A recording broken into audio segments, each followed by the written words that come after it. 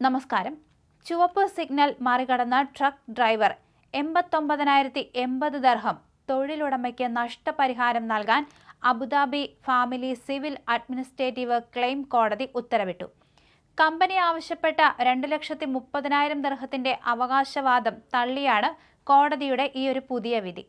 മുമ്പ് ഇതേ കേസിൽ ഡ്രൈവർക്ക് കോടതി 10,000 ദർഹം പിഴ ചുമത്തിയിരുന്നു.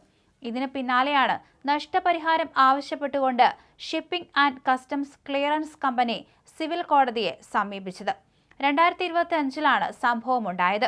കമ്പനിയിൽ കയറി 3 മാസമാകുന്നതിന് മുൻപാണ് ഡ്രൈവർ അബുദാബിയിൽ റെഡ് സിഗ്നൽ മറികടന്ന് മറ്റുള്ളവരുടെ ജീവന് ഭീഷണിയാകും വിധം വണ്ടി ഓടിച്ചത്. പിന്നീട് അധികൃതർ ഈ വാഹനം പിടിച്ചെടുത്തിരുന്നു.